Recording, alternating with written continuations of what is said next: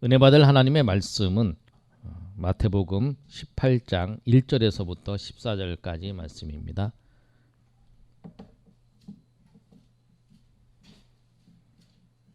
우리 신약성경 31면에 있습니다.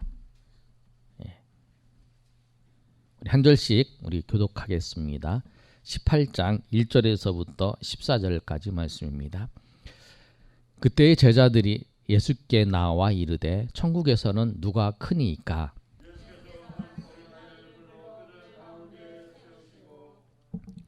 이르시되 진실로 너희에게 이르노니 너희가 돌이켜 어린아이들과 같이 되지 아니하면 결탄코 천국에 들어가지 못하리라.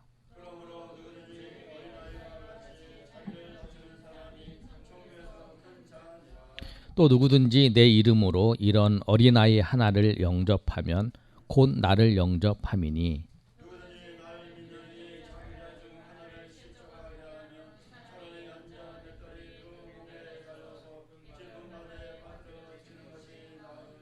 실족하게 하는 일들이 있음으로 말미암아 세상에 화가 있도다. 실족하게 하는 일이 없을 수는 없으나 실족하게 하는 그 사람에게는 화가 있도다.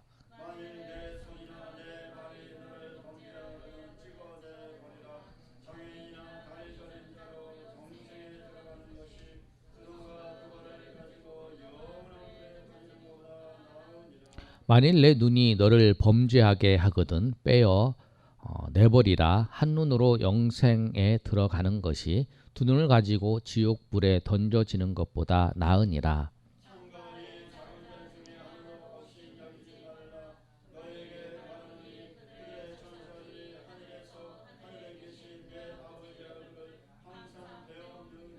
제가 12절 읽습니다. 너희 생각에는 어떠하냐? 만일 어떤 사람이 양 100마리가 있는데 그 중에 하나가 길을 잃었으면 그 99마리를 산에 두고 가서 길 잃은 양을 찾지 않겠느냐?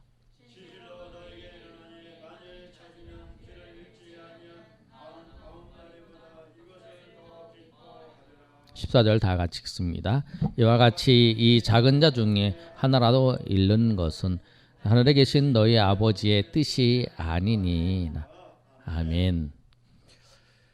예수님께서 제자들에게 오늘 하신 말씀인데 제자들이 이제 예수님을 보면서 무슨 얘기를 하냐면 예수께 나와서 18장의 1절에 이렇게 말씀해요. 그때 제자들이 예수께 나와 이르되 천국에서는 누가 크니까? 천국에서 누가 큽니까? 이렇게 물어보는 거예요. 그랬더니 그거에 대해서 예수님께서는 대답하시는 거죠. 제자들이 관심이 뭐냐면 누가 크냐는 거예요. 누가 1등이냐, 누가 2등이냐, 누가 높은 자리에 있느냐, 누가 큰 자냐, 그거에 관심이 있어요. 우리도 관심이 그거죠. 어떤 교회가 크냐, 누가 제일 더 높냐, 이걸 관심이 있는데 주님은 그걸 말씀하는 게 아니에요. 주님은 이 말씀을 하시면서 누구를 내세우고 말씀하냐면 어린아이 하나를 이제 세웠어요. 그 앞에 2절에 보면 예수께서 한 어린아이를 불러 그들 가운데 세우시고 그 어린아이 한 명을 데려다가 주님께서 앞에다 딱 세우셨어요. 그리고 예수님께서 말씀하시는 거예요. 이르시되 진실로 너희에게 이르노니 너희가 결단코 어린아이들과 같이 되지 아니하면 결단코 천국에 들어가지 못하리라. 예수님께서 뭐라고 말씀하냐면 이 어린아이와 같이 않으면 천국에 들어가지 못한다 라고 말씀하는 거예요. 그런데 여러분 생각해 보세요. 지금은 그래도 어린아이에 대한 존중을 해줘요.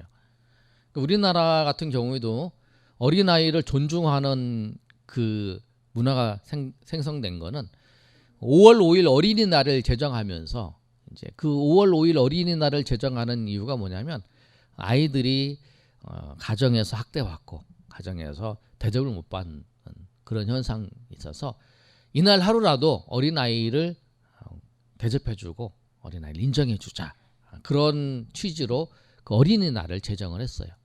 그리고 어린이날을 제정을 하면서 아이들이 이렇게 이제 높여주고 이제 인정을 해주는 거죠.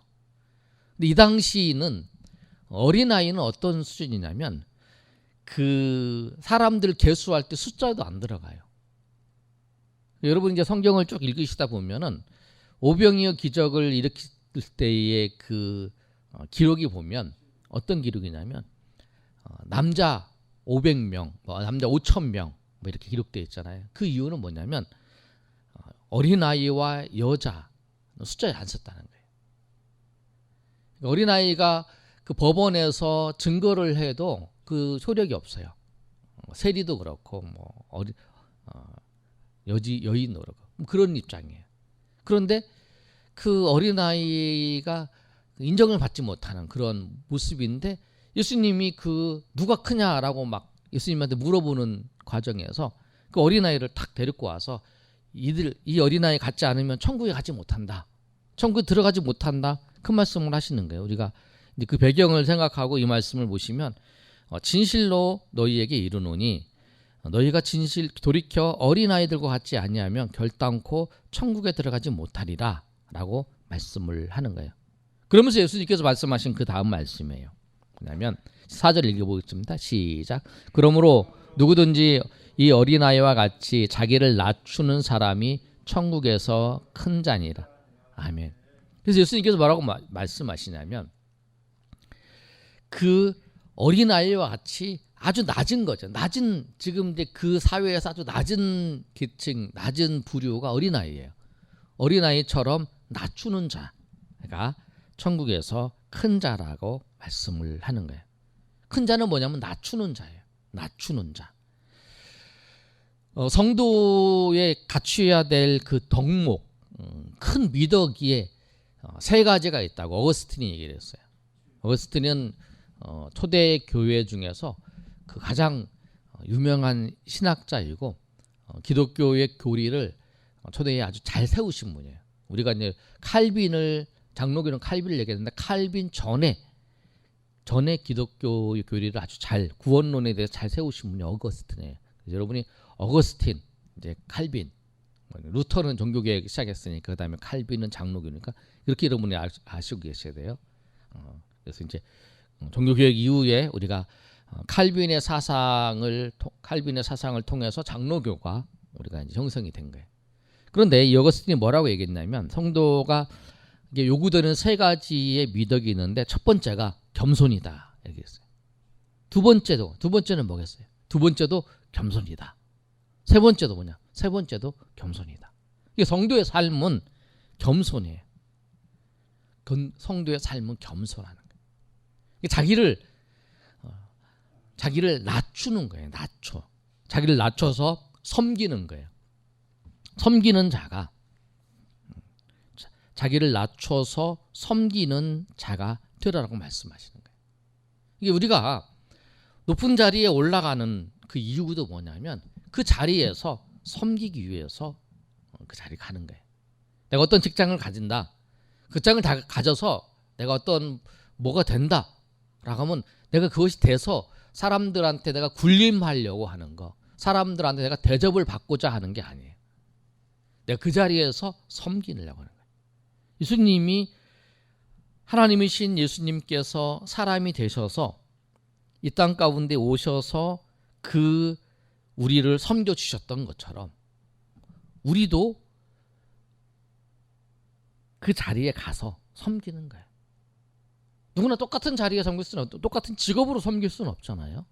다 각자의 자기가 원하는 직업, 자기 적성에 맞는 직업에서 그 자리에 섬기는 거예요.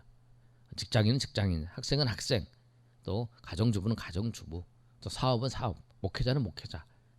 각자의 자리에서 섬기는 그 모습이라는 거예요. 그런데 오늘 섬길 때에 주의해야 될 점이 있어요. 주의해야 될 점이 뭐냐면 6절과 7절의 말씀은 실족하게 하는 거예요. 다른 사람을 6절 한번 읽어볼까요? 시작. 누구든지 나를 믿는 이 작은 자 중 하나를 실족하게 하면 차라리 연자 맷돌이 그 목에 달려서 깊은 바다에 빠뜨리는 것이 나으니. 그래서 섬길 때에 주의해야 할 점, 우리가 잘 섬겨야 되는 섬길 때에 주의할 점이 뭐냐면 실족하지 않게 하는 거예요. 나 때문에 실족하지 않게 하는 거예요. 내가 섬기는 것 때문에 저 사람이 실족하지 않는 게. 그래서 우리가 섬길 때에 우리가 생활을 할 때 잘 생각을 하고 섬겨야 되는 거예요. 예수님께서 그 오늘 이제 우리가 18절 이제 18장의 말씀을 읽었는데 예수님께서 그 28장 이 말씀 1절 하시기 전에 17장 24절에서부터 27절까지 말씀이 있어요. 근데 그 말씀이 어떤 말씀이냐면 가버나움에 예수님이 가셨어요. 가버나움에 이르렀는데 그 성전세를 받는 사람들이 베드로에게 와서 너와 네 그 스승은 너의 선생은 왜 반세계를 안 내느냐 이렇게 물어보는 거예요. 왜 안 내냐? 그랬더니 베드로가 낸다. 그리고 이제 예수님께 왔어요. 집에 와서 예수님께 이제 물어보는 거예요. 그랬더니 예수님이 말하기 전에 예수님이 먼저 이 베드로에게 말하는 거예요. 야 베드로, 시몬아, 네 생각이 어떠냐? 세금을 받는 그 관세나 국세를 받는 사람이 자기 아들에게 받냐, 타인에게 받냐? 물어보는 거예요. 베드로가 뭐라고 했냐면 예수님 타인에게 받지요. 그렇게 대답하는 거예요. 그게 이제 25절의 말씀이에요. 17장 25절. 그랬더니 그렇다면 아들들은 세를 면하리라. 그렇게 아들 세를 면한다. 그런데 그 다음에 말씀이 27절 말씀인데 우리 앞에 말씀이니까 한번 같이 읽어볼까요? 자 바로 위니까 18장 1절 위에 시작. 그러나 우리가 실족하지 않기 하기 위하여 내가 바다에 가서 낚시를 던져 먼저 떠오르는 고기를 가져 입을 열면 돈 한 세겔을 얻을 것이니 가져다가 나와 너를 위하여 주라 하시니. 예수님께서 뭐라고 말씀하시냐면 성전세 받는 사람들이 시험들 실족하지 않기 위하여 그 네가 낚시를 던져서 물고기가 떠오르면 거기 고기 안에 물고기 입 안에 성전 한 세겔이 있다. 근데 그걸 가지고 내라라고 말씀하시는 거예요. 예수님이 그 말씀에 따라서 정말 물고기가 그 입에 한 세겔을 물고 있었어요. 그래서 그거를 갖다가 예수님이 이제 베드로가 그걸 갖다가 이제 성전세를 낸 거죠. 근데 뭐냐면 예수님께서 실족하지 않게 하기 위하여 그렇게 행하셨다는 거예요. 그러니까 우리가 실족하지 않기 위하여 행해야 되는 거예요. 그러니까 섬길 때나 우리가 섬길 때 또 우리가 사회생활을 살 때나 어느 곳에 우리가 다 섬기는 거잖아요. 근데 그때마다 우리가 기억해야 될 건 실족하지 않게 해야 된다는 거예요. 나는 자유로워. 그렇게 하면 안 돼요. 내가 행동하는 걸 보고, 그리고 우리가 세상에 빛이고 소금이에요. 그리고 우리가 밖에 나가서 우리가 제가 지난번에 말씀드렸잖아요. 저는 이제 그 집에서 이렇게 나올 때 그 티도 잘 안 입어요. 항상 기지바지죠. 바지 입고 그 다음에 이제 남방이라든가 와이셔츠 같이 이렇게 이런 카라 있는 거 입어요. 일부러. 왜냐하면 나오면 알아요. 제가 누군지. 그 인사도 하고 그러거든요. 그래서 이제 일부러 조심을 하고 이제 행동할 때도 조심하고. 그리고 왜냐하면 내가 누군지를 알고 목사님이 저러네. 예수 믿는 사람이 저러네. 이렇게 해서 그들이 예수님 앞에 나오고자 하는 것을 우리가 방해하지 않기 위해서. 그렇잖아요. 우리가 그런 얘기를 듣잖아요. 예수 믿는 우리가 가끔 이제 사람들이 당신이 왜 교회를 안 다닙니까? 나는 전도다 보면 이제 나는 옛날에 교회를 다녔는데 교회 다니다가 예수 믿는 사람들한테 그분한테 시험 들어서 내가 안 간다. 뭐 그런 경우가 많잖아요. 뭐 돈을 빌려서 사기를 당하는 경우도 있고 뭐 여러 가지 사건들이 있잖아요. 근데 그런 사건 때문에 그분들이 주님 앞에 나오지 못하게 하는 그분을 실족하게 하는 거잖아요. 그러니까 우리가 항상 행동을 할 때 항상 신경을 써서 우리가 행동해야 될 건 뭐냐면 실족하지 않게, 그 사람이 실족하지 않게 하기 위해서. 그 사람이 믿음이 없어서 그런 거죠. 그러나 그런 계기를 나로 하여금 나 때문에 실족하지 않게 하기 위해서. 그리고 오늘 말씀인데 그거예요. 아주 작은 자예요. 6절에 보면 누구든지 나를 믿는 이 작은 자 중 하나를 실족하게 하면 차라리 연자 맷돌이 금옥에 달려서 깊은 바다에 빠뜨리는 것이 나으니라라고 말씀해요. 그만큼 그 아주 작은 자하지만 그 사람이 나 때문에 실족하지 않도록 우리가 신경을 쓰면서 우리가 관리를 해주고 우리가 섬겨주고 해야 된다는 거예요. 군림하는 게 아니라 섬길 때도 그런 모습으로 섬겨야 해요. 그러면서 얼마만큼 이 실족하지 않게 하는 것을 예수님께서 굉장히 강조를 하시냐면 7절에 실족하게 하는 일이 있으므로 말미암아 세상에 화가 있도다. 실족하게 하는 일이 없을 수는 없으나 실족하게 하는 일이 있다라는 게 당연히 실족하게 하는 그 사람에게는 화가 있도다. 그러니까 실족하게 만드는 사람 그 사람에게는 화가 있다라는 거예요. 그러니까 우리가 정말 우리의 행동과 우리의 이 모습을 잘 생각해 하면서 살아야 된다는 거예요. 그러면서 이렇게 말씀을 하잖아요. 8절과 9절 말씀을 보면 만일 내 손이나 내 발이 너를 범죄하거든 찍어버리라. 장애인이나 다리 저는 자로 영생에 들어가는 것이 두 손과 두 발을 가지고 영원한 불에 던져주는 것보다 나으니라. 또 만일 내 눈이 너를 범죄하거든 빼어버리라. 한 눈으로 영생에 들어가는 것이 두 눈을 가지고 지옥불에 던져주는 것보다 나으니라. 그러니까 이제 이 손이 범죄함을 통해서 그 범죄하는 모습을 보고 시험 드는 사람들이 있다는 거죠. 그래서 이 손이 범죄하거든, 이 발이 범죄하거든, 네 눈이 범죄하거든, 그걸 빼어버리라는 거예요. 그러니까 죄에 대해서 우리가 죄를 짓는 것을 통해서 실족하는 사람, 그것이 없게 그렇게 행동하라는 거예요. 그러면서 이렇게 말씀하시잖아요. 10절에 우리 다 같이 읽어볼까요? 시작. 삼가 이 작은 자 중에 하나도 없이 여기지 말라. 너희에게 말하노니 그들의 천사들이 하늘에 계신 내 아버지의 얼굴을 항상, 그리고 천사들이 항상 우리를 관리하는, 우리를 이렇게 같이 있는 천사들이 항상 이제 하나님 앞에 가서 그 얘기를 보고한다는 거예요. 유대인들은 이런 사상이 강했죠. 천사들이 가서 보고하는. 그래서 그 얘기를 하는 거예요. 그 말씀을. 그러니까 우리가 연약한 자더라도 우리가 그 사람을 섬기는 거예요. 항상. 섬기면서 실족하지 않도록. 배그 때문에 다 실족해요. 배그 때문에 삐져요. 그럼 그 사람이 그것 때문에 삐지는 거 알고 그것 때문에 시험 드는 거 알아요. 그러면 믿음이 없는, 아직까지 믿음이 없어. 그래서 막 그 시험, 내 행동을 때문에 시험 들게끔 하는 게 아니라 우리가 그거를 생각하고 그 사람이 그 때문에 시험 안 들도록 우리가 조심해 주는 거예요. 우리가 조심해 주는 거예요. 근데 그것도 못해? 아니, 그렇게 해야 돼. 예수님도 당연히 그 세금 안 내도 돼. 내가 하나님의 아들이고 내가 하나님인데 내가 왜 세금을 내? 그렇게 안 하셨어요. 예수님이 그 사람이 예수님을 믿는, 이 성전세를 거두는 사람이 예수님을 믿고 나중에라도 예수님을 믿을 수 있도록 예수님께서 그 사람이 시험 들지 않도록 하셨던 거예요. 그 사도 바울이 그러잖아요. 사도 바울이 그 우상에 바쳤다가 나온 고기를 먹는 거 상관없어요. 아무거나 다 먹을 수 있어요. 근데 믿음이 연약한 사람이 우상에 바쳤던 음식인 줄 그 사람이 먹는 걸 보고 그것 때문에 시험이 든다면 안 먹는다 그랬어요. 주의하다는 거예요. 내가 어떤 행동을 해. 나는 정당한 행동이야.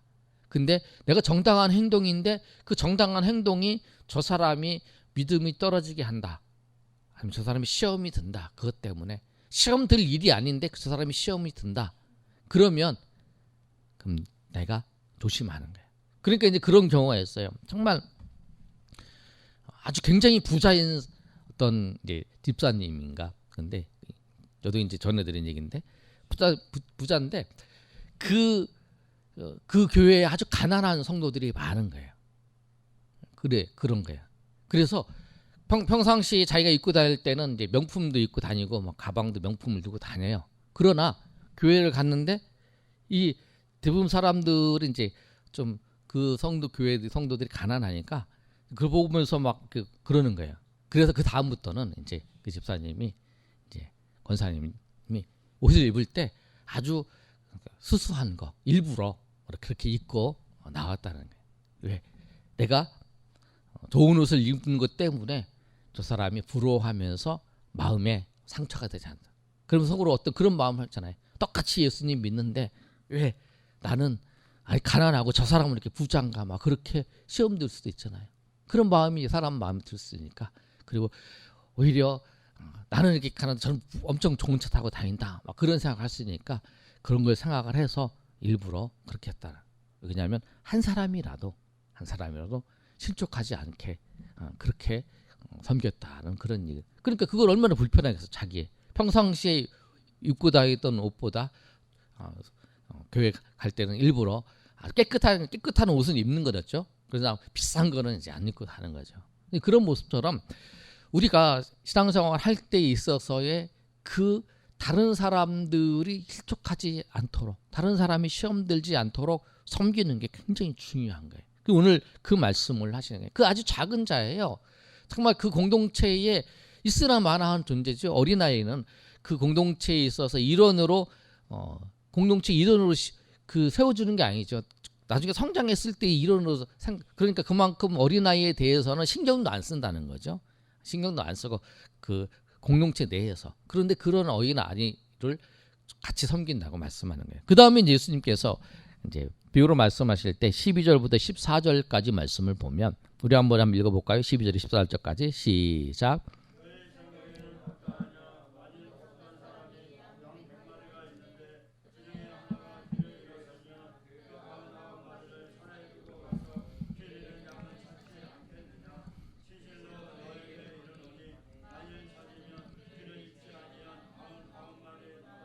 이것을 더 기뻐하리라. 이와 같이 이 작은 자 중에 하나라도 잃는 것은 하늘 너희 아버지의 뜻이 아니니라. 그러면서 어린 양 하나를 잊어버렸어요. 어린 양을 잊어버렸는데 그 어린 양을 찾기 위해서 99마리 양을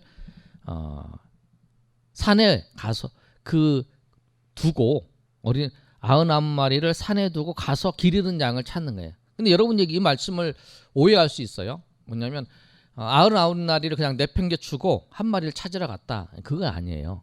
왜냐면 어떻게 그러겠어요. 거기에 보면은 목동들이 여기서 목동 이렇게 있으면 이렇게 우리는 이제 이쪽에 치고 이렇게 치고 아니면 같이 이렇게 치잖아요. 그러면 이제 그래도 이제 같이 치면서 이제 관리를 하잖아요. 그러면 한 마리가 없어지면 이 목동한테 얘기를 해줘. 우리 양 이렇게 같이 있는데 같이 관리해달라. 그러면 이제 같이 모아서 이렇게 관리하는 거예요. 맡기고 가는 거죠. 산에 둔다는 것은 뭐냐면 내 양을 다른 목자한테 맡겨두고 그 양을 찾으러 가는 거예요. 그때 이제 자기 양보다는 이렇게 맡아서 하는 거니까 좀 관리가 소홀할 수 있겠죠. 그러나 이제 그걸 생각하고 이제 그 한 마리의 양을 찾으러 이제 가는 거예요. 한 마리 양을. 그리고 그 한 마리 양을 찾으면 기뻐하면서 돌아오는 거죠. 그래서 작은 자 하나. 그래서 14절에 이렇게 말씀하잖아요. 이 작은 자 중에 하나라도 잃는 것이 하늘에 계신 너희 아버지의 뜻이 아니라 라고 말씀하는 거예요. 그러니까 우리가 다른 잃어버린 양을 찾지는 못해도 찾는 일은 못할지라도 나 때문에 믿음의 사람이 시험 들어서 믿음의 자리에 멀어지니까 아니면 예수 믿으려고 그랬는데 나를 보고 예수를 믿기를 포기하는 그것도 실족하게 하는 거예요. 근데 그렇게는 안 해야 된다는 거죠. 내가 복음을 들고 주 예수를 전하면서 한 마리의 한 사람을 그 정말 믿음의 자리에 인도하는 게 쉽지가 않아요. 그렇죠? 오늘도 우리 박선희 집사님이 우리 밑에 식당에 이제 같이 교제하시는 식당의 주인 옆에요. 거기 이제 고깃집 거기에 이제 하시는 분 얘기해서 한 분 오시려고 이제 수요일 날 오신다 그랬다가 또 수요일 날 비가 와서 또 주일 날 오시려고 그랬더니 또 그 집이 장례가 나서 이제 못 오신 거예요. 그러니까 한 사람이 교회에 이제 예수 믿고 주님 앞에 나오는 게 쉽지가 않아요. 보시면 그러잖아요. 그리고 신앙생활을 하면서 끝까지 믿음의 자리 유지하는 것도 쉽지 않아요. 중간중간에 우리 실족해하는 일이 중간중간에 있어요.